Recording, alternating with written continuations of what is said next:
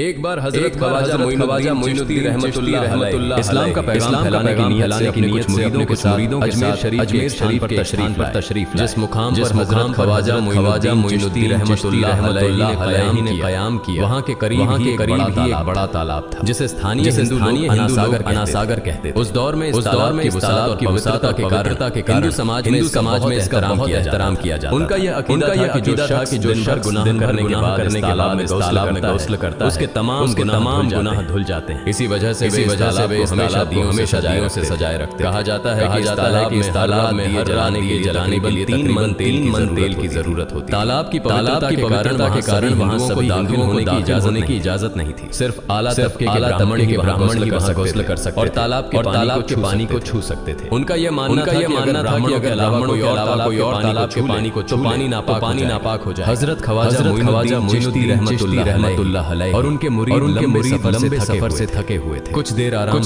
फरमाने के बाद जब नमाज का वक्त हुआ तो ख्वाजा मोइनुद्दीन रहमतुल्लाह अलैह हजरत बख्तियार काकी रहमतुल्लाह अलैह को अजान देने का हुक्म दिया। हुक्म पाकर हजरत बख्तियार काकी रहमतुल्लाह अलैह ने अजान देना शुरू। उस वक्त हिंदुस्तान में तौहीद का पैगाम और अजान के किसी ने नहीं सुने थे। जब लोगों ने पहली बार अजान के अल्फाज सुने तो उनके दरमियान हलचल मच गई। लोग अपने घरों से बाहर आकर एक दूसरे से कहने लगे, ये फकीर लोग कहां से आ गए और ये क्या पढ़ रहे हैं। अजान खत्म होने के बाद हजरत ख्वाजा मोइनुद्दीन रहमतुल्लाह अलैह और उनके साथियों अनासागर पर जाकर वुजू करना शुरू। जब हिंदू पुजारियों ने देखा कि एक अजनबी दरवेश उन तालाब का इस्तेमाल कर रहा तो उनके दिल में गुस्से की आग भड़क। एक पुजारी बोला, ये दरवेश कहां से आ गया? बिना हमारी इजाजत हमारे तालाब को हाथ लगा दिया। हम इस तालाब को कितना मुकद्दस मानते हैं और इन मुसाफिरों ने इसे नापाक कर दिया है। इसका कोई हल निकालना ही। इसके बाद हजरत ख्वाजा मोइनुद्दीन रहमतुल्लाह अलैह ने तमाम साथियों के साथ जमात के साथ नमाज अदा की। लोग ये मंजर देखने लगे और कहने लगे, ये तो कोई अजीब फकीर है। हमारे मंदिरों में सब देवी देवता मौजूद है और ये उनकी इबादत न करके किसी खुदा की इबादत कर रहा है। अगर मंदिर के बाहर भी कोई खुदा उसे भी मंदिर में रखा जाना चाहिए ताकि लोग उसकी पूजा कर सके। शाम ढलने लगी। शाम होते ही राजा के चरवाहे लेकर उस जगह पहुंचे। इत्तेफाक से हजरत ख्वाजा मोइनुद्दीन रहमतुल्लाह अलैह उसी जगह पर तशरीफ फरमा जहां आमतौर पर राजा के ऊंट आराम किया करते। चरवाहों ने देखा कि दरवेश का काफिला उनके मुकाम पर आकर बैठा है। उन्होंने हजरत ख्वाजा मोइनुद्दीन रहमतुल्लाह अलैह और उनके साथियों से कहा, अरे फकीर बाबा आप कहां से तशरीफ लाए हैं और यहां आकर बैठ गए? क्या आपको मालूम नहीं कि राजा के ऊंट आराम फरमाते हैं? राजा के ऊंट यहां आराम करते हैं। ये जानते हुए यहाँ बैठने की जरूरत कैसे? हजरत ख्वाजा मोइनुद्दीन रहमतुल्लाह अलैह उन चरवाहों को नरमी से जवाब दिया, बाबा हम मुसाफिर हैं और अनजान हैं। हमें मालूम नहीं था कि राजा के ऊंट आराम करते, क्योंकि हम पहले ही आने का इरादा कर चुके। तुम अपने ऊंटों को किसी और जगह आराम देने ले जाओ। आसपास बहुत सी जगह हैं। हजरत ख्वाजा मोइनुद्दीन रहमतुल्लाह अलैह का जवाब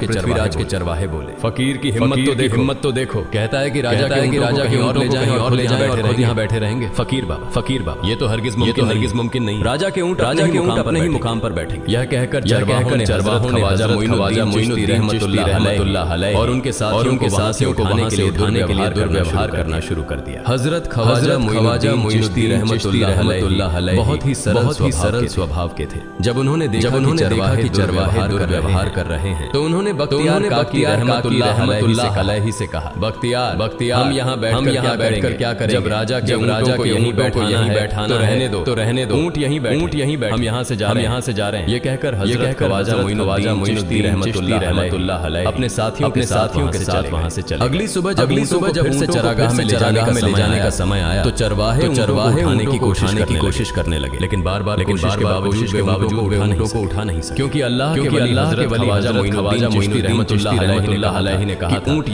यहीं बैठेंगे। अल्लाह रब्बुल आलमीन ने कबूल कर ली थी। ऊंटों को आदेश दिया था कि जब तक मोइनुद्दीन नहीं कहेंगे वे यहीं बैठे रहेंगे। इसके बाद चरवाहे उठने का कारण जानने लगे। उनमें से एक नेक चरवाहा था जिसने कहा, क्या तुम्हें याद है कि हमने कल यहाँ से एक दरवेश को उठाया था? जाते उन्होंने कहा कि हम राजा के ऊंट यहीं बैठेंगे। मुझे लगता है कि उनके कहे कारण ही राजा उठ नहीं पा रहे। शायद वह कोई बड़े वली है या अल्लाह का कोई अवतार। इस बात को महामहिम राजा के समक्ष रखते हैं। इसके बाद चरवाहे पृथ्वीराज के पास पहुंचे और हाथ जोड़कर निवेदन, महाराज हमने बहुत कोशिश, लेकिन आपके ऊंटों को उनके स्थान से नहीं उठा और उन्हें चरागाह में चराने नहीं ले जा पा रहे। राजा पृथ्वीराज ने आश्चर्य से, क्या ऊंटों को कोई बीमारी कारण वे उठ नहीं पा रहे? चरवाहों ने महाराज पूरी तरह उन्हें कोई बीमारी नहीं। पृथ्वीराज ने फिर वे अपनी जगह से क्यों नहीं? चरवाहों ने महाराज कल उस स्थान पर एक दरवेश बैठा, हमने उनके और उनके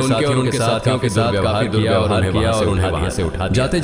जाते उन्होंने कहा, राजा के ऊंट यहाँ बैठेंगे और हमें लगता है कि दरवेश के कारण ही जगह से नहीं उठ पा रहे। तब पृथ्वीराज ने हुक्म दिया, जाओ और उस दरवेश को मेरे पास। जब हजरत ख्वाजा मोइनुद्दीन रहमतुल्लाह अलैहि पृथ्वीराज के दरबार में पहुंचे तो पृथ्वीराज ने उनसे पूछा, ए दरवेश आपने मेरे ऊंटों को क्यों पंगु बना दिया? मेरे ऊंट भूखे मर रहे, कृपया अपना जादू उनसे हटा। अगर जादू नहीं हटाया तो भूखे मर जाएंगे। पृथ्वीराज की बात सुनकर हजरत ख्वाजा मोइनुद्दीन रहमतुल्लाह अलैहि मुस्कुराते हुए बोले, हे अल्लाह के हम मुसलमान कभी जादू नहीं। तुम्हारे ऊंटों को मैंने बल्कि इस संसार के पालन महान अल्लाह रब्बुल आलमीन ने बैठाया। उनकी आज्ञा से ऊंट बैठे और उनकी आज्ञा से ही उठेंगे। लेकिन मैं उस शक्तिमान से प्रार्थना कर सकता हूं तुम्हारे ऊंटों उठने की अनुमति। इसके बाद हजरत ख्वाजा मोइनुद्दीन रहमतुल्लाह अलैहि ने अल्लाह से दुआ, हे अल्लाह इन ऊंटों को उनकी जगह से उठने की तौफीक। हजरत ख्वाजा मोइनुद्दीन रहमतुल्लाह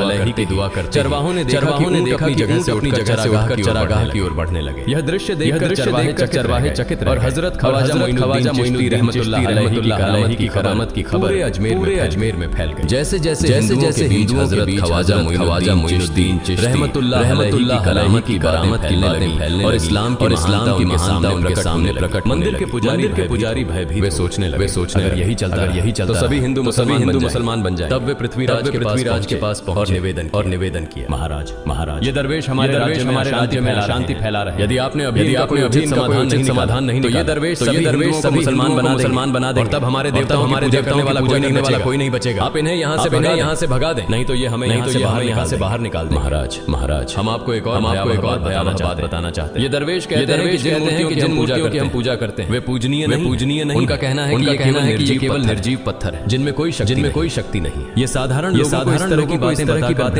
भ्रमित करना चाहते हैं। सबसे आपत्तिजनक बात यह है कि हर दिन 5 बार हमारे तालाब में हाथ लगाकर उसे पवित्र कर रहे हैं। पुरोहितों की बात सुनकर पृथ्वीराज ने ख्वाजा मोइनुद्दीन रहमतुल्लाह अलैहि को बुलाया। जब हजरत ख्वाजा मोइनुद्दीन रहमतुल्लाह अलैहि के दरबार में पहुंचे तो पृथ्वीराज ने कहा, ए दरवेश हम देख रहे हैं कि आप माता का मांस खाते और हमारे देवताओं का अपमान करते, हमारे धर्म के बारे में तरह की बातें कर रहे हैं। हम यह सहन नहीं कर सकते। हम यह भी देख रहे हैं कि आप हमारे पवित्र तालाब अपने अपवित्र हाथों से खराब कर रहे हैं। आप तुरंत हमारे देश से चले जाएं।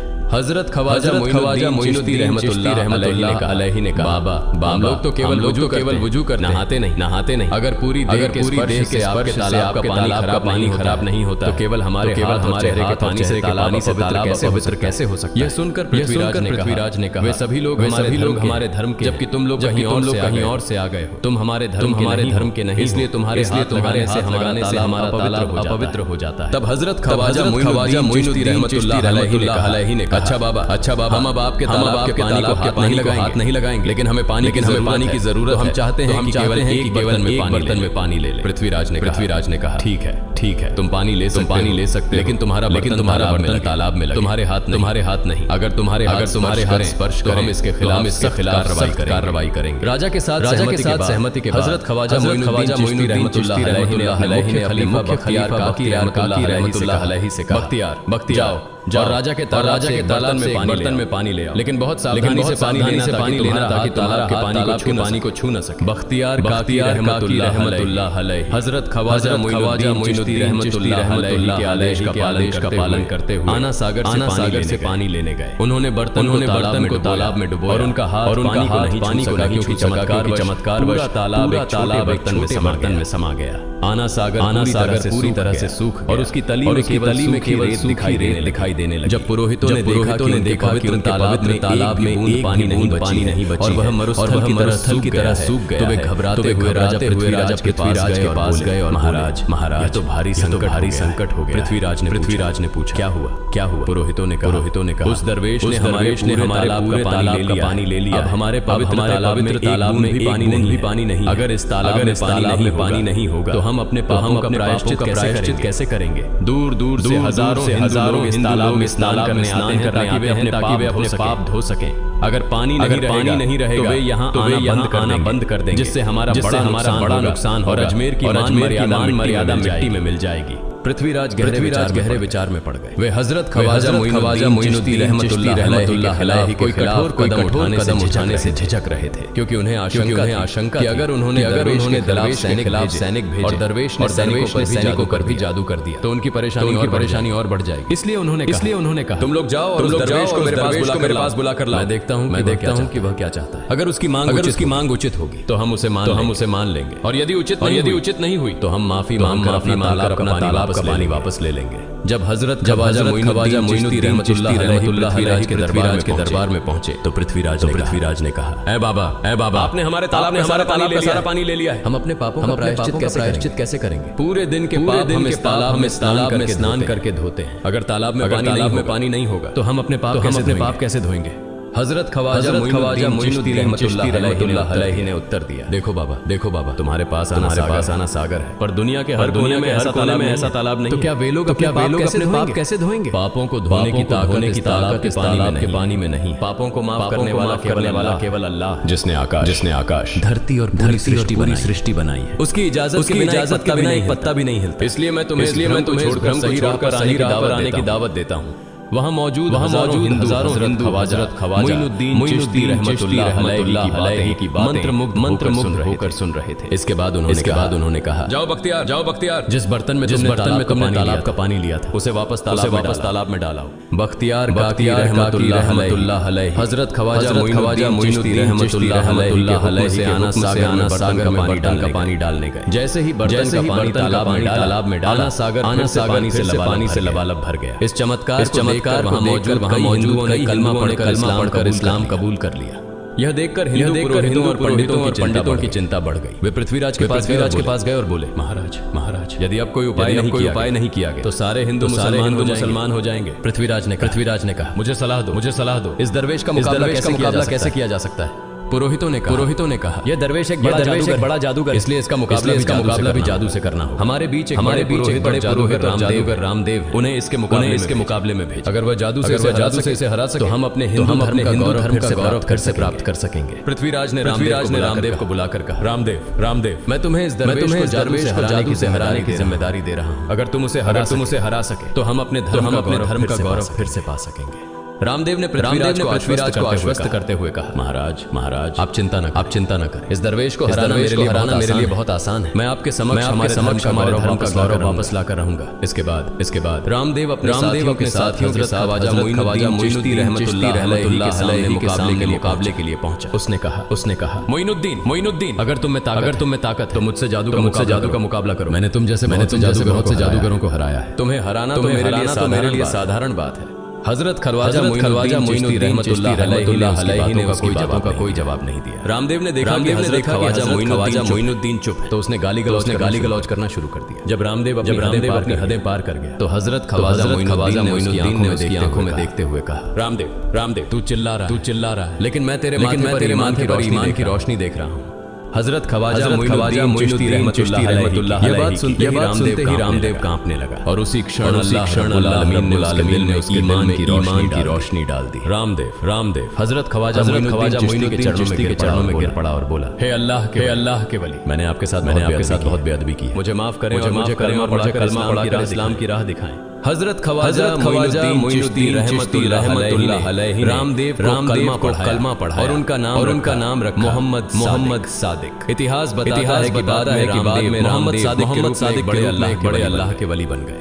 प्रिय पाठकों सोचें जो रामदेव ख्वाजा मोइनुद्दीन को पराजित करने आए वही अब उनके हाथ में इस्लाम की शांति की छांव में यह अल्लाह रब्बुल आलमीन का चमत्कार और शक्ति जो जिसे चाहे हिदायत दे सकता है। आमीन आमीन।